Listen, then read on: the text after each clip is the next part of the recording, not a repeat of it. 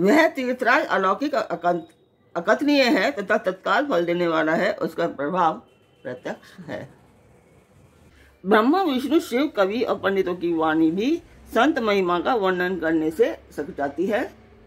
वह मुझसे किस प्रकार कही नहीं कही जाती, जैसे साग तरकारी बेचने वाले से मनियों के गुण समूह नहीं कहे जा सकते। नमस्कार व्यूअर्स, और आप सब लोग कैसे हैं? आशा करती हूँ आप सब लोग अच्छे होंगे, स्वस्थ होंगे और मेरा रामचरितमानस का पाठ अवश्य देखेंगे। तो सबसे पहले हम जान लेते हैं कि कल तक हमने कहाँ तक जाना था। कल तक था कि मैं थोड़ा सा बता देती हूँ कि पहले पृथ्वी के देवता ब्राह्मणों की चरणों की वंदना करता हूँ, जो अज्ञान से उत्पन्न सब संदेहों को हरने वाले हैं, और फिर सब गुणों की खान संत समाज को प्रेम सहित सुंदर वाणी से मैं प्रणाम करता हूँ। तो अभी तक सभी को प्रणाम करने की और वंदना करने की ही बात कही गई थी। तो अब हम आते हैं आज के पाठ पर। आर्ट का उद्देश्य वही है मंदिर के लिए, अभी मैंने वो छोड़ा नहीं है, मंदिर के लिए ही है। चाहे मैं बीच में कभी डाल दूंगी, और उद्देश्य मेरा वही रहेगा, क्योंकि थोड़ा छोटा हो जाएगा पाठ, तो इसलिए मैं उसको कट नहीं कर रही हूँ। तो अब चलते हैं हम आज के पाठ पर। संतों का चरित्र कपास के चरित्र के समान शुभ है, जिसका फल नीरस, विशद और गुणमय होता है। तो मंदिर की मैं वीडियो डालती हूँ, आप लोग देखिए।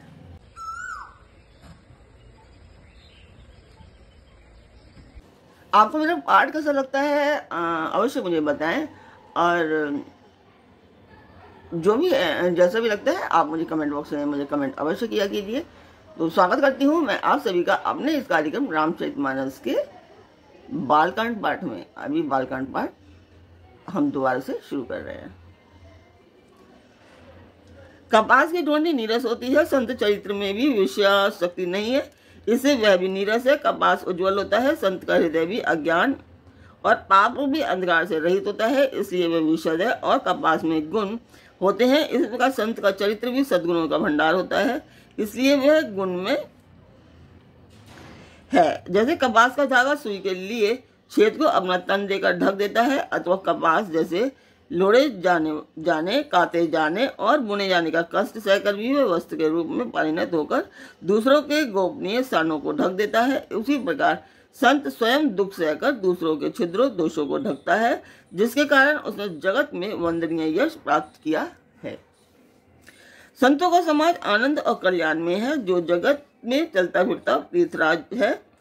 तीर्थराज मतलब प्रयाग है, जहाँ उस संत समाज रूपी प्रयागराज में राम भक्ति रूपी गंगा जी की धारा है और ब्रह्म विचार का प्रचार सरस्वती जी हैं। विधि और निषेध, यह करो और यह ना करो रूपी कर्मों की कथा कलयुग के पापों को हरने वाली सूर्य तनय यमुना जी हैं, और भगवान विष्णु और शंकर जी की कथाएं त्रिवेणी रूप से सुशोभित है, जो सुनते ही सब आनंद और कल्याणों को देने वाली हैं।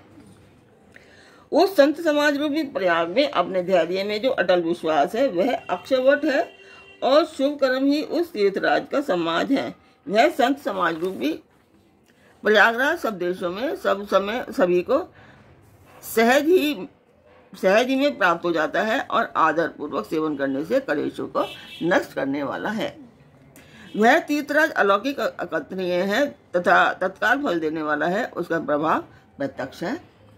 जो मनुष्य इस संत समाज रूपी तीर्थराज का प्रभाव प्रसन्न मन से सुनते और समझते हैं और फिर अत्यंत प्रेम पूर्वक इसमें गोते लगाते हैं, वे इस शरीर के रहते ही धर्म, अर्थ, काम, मोक्ष चारों फल पा जाते हैं।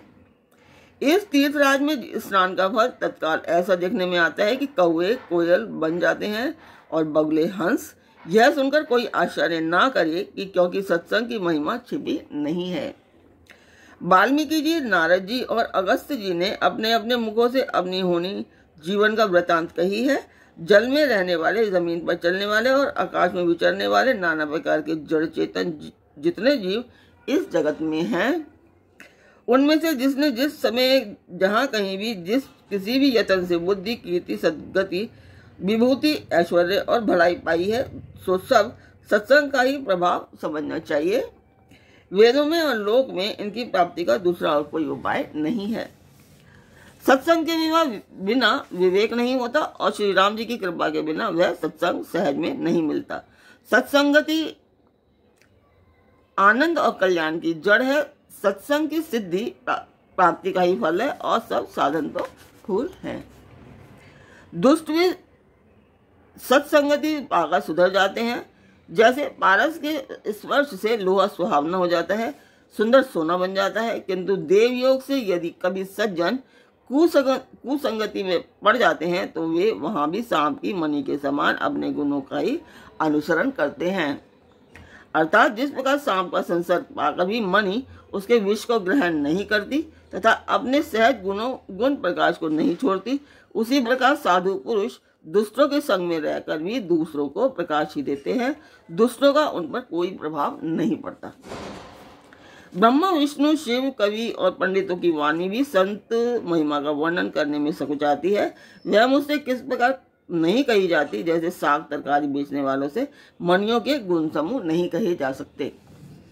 मैं संतों को प्रणाम करता हूँ जिनके चित्त में समता है, जिनका ना कोई मित्र है और ना कोई शत्रु। जैसे अंजलि में रखे हुए सुंदर फूल, जिस हाथ ने फूलों को तोड़ा और जिसने उनको रखा, उन दोनों ही हाथों को समान रूप से सुगंधित करते हैं। वैसे ही संत शत्रु और मित्र दोनों का ही समान रूप से कल्याण करते हैं। संत सरल हृदय और जगत के हितकारी होते हैं। उनके ऐसे स्वभाव और स्नेह को जानकर मैं विनय करता हूँ। मेरी इस बाल विनय को सुनकर कृपा करके श्री राम जी के चरणों में मुझे प्रीति दें। अब मैं सच्चे भाव से दूसरों को प्रणाम करता हूँ जो बिना ही प्रयोजन अपना हित करने वालों के प्रतिकूल आचरण करते हैं। दूसरों के हित की हानि ही जिनकी दृष्टि में लाभ है, जिनको दूसरों के उजड़ने में हर्ष और बसने में विषाद होता है।